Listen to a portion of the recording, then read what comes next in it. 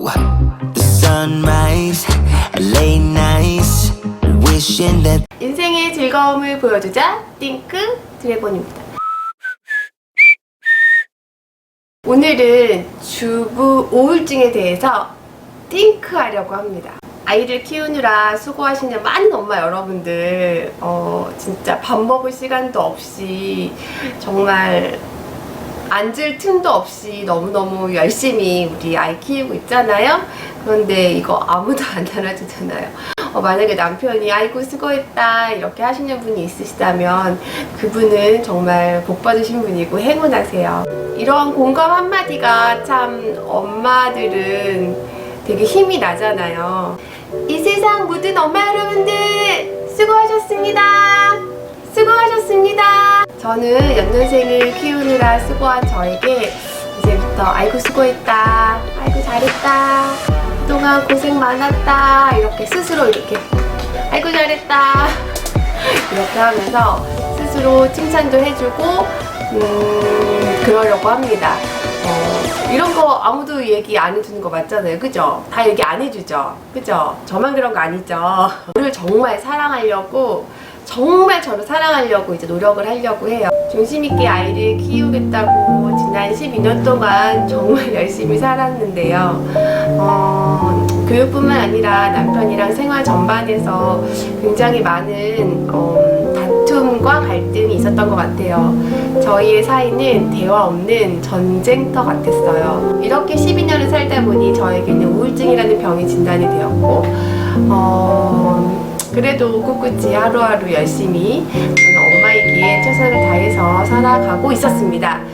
그런데 문제는 이제 아이들이 크니까 사실 다투지 않더라도 이런 차가운 공기 속에서 이러한 갈등들을 아이들이 감지한다고 하더라고요. 그래서 아이들한테 좀 성숙하지 못한 이런 어른으로서의 모습을 보이는 게 굉장히 자책감, 자괴감도 들고 남편한테는 계속 억울함, 원망스러운 감정도 들고 그래서 아무리 해도 이 우울증이 나아지지가 않더라고요. 남편은 이런 종류의 말을 해요. 너는 아이 키우는데 적합하지 않아. 너가 나한테 해준 게 뭐가 있어? 이런 이야기를 하는데 이제 이런 말들이 누적되어서 쌓이다 보니까 남편한테 증명하려고 하고 또 변명을 하게 되고 이러면서 스스로를 공격하게 되더라고요. 그러다 보니까 내 자존감이 무너지고 그러다 보니까 내 의견을 어필할 수가 없게 되고 또 그러다 보니까 무기력해지고 굉장히 슬퍼지고 매일매일 우는 이러한 하루의 연속이었던 것 같아요. 병원도 가고 또 상담도 받아보고 약도 먹어보고 부부 상담도 받아보면 그때는 잠시 또 좋아졌다가 남편이 어떤 또 비단의 소리를 하면 또 진짜 와르르 하고 또 무너지더라고요. 그런 부정적인 감정과 경험이 누적되다 보니까 제 말투와 제 표정도 변하게 되고 이제는 그 안에서 좀 나오고 싶은데 스스로 나오기가 되게 힘들더라고요. 그래서 그 안에서 나올 수 있는 방법을 이제 찾게 되었는데 어느 날 갑자기 어떤 유튜버가 이런 말씀을 하시더라고요. 너무너무 싫으면 그 사람을 사랑해버리라고.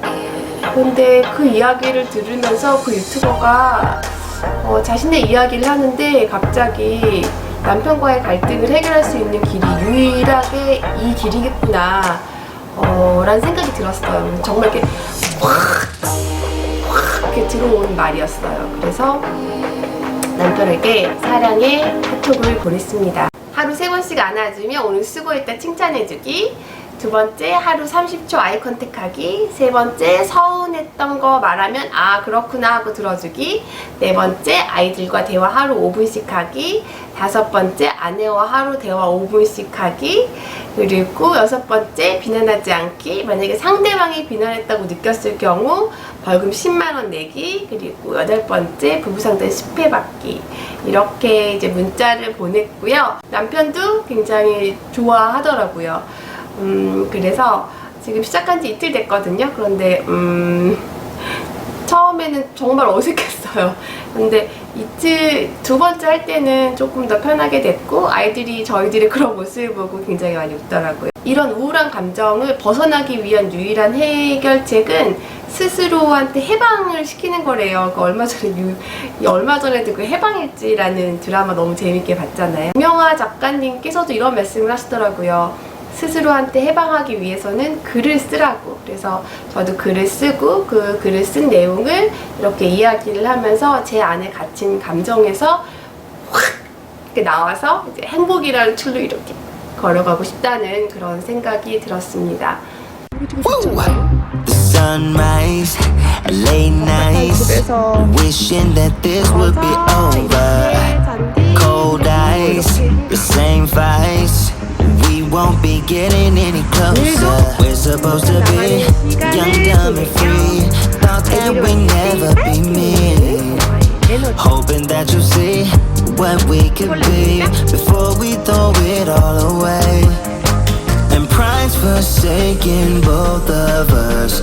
Always thought that we would get it right. We've been fighting 9 to 5. Always thought that you'd be by my side.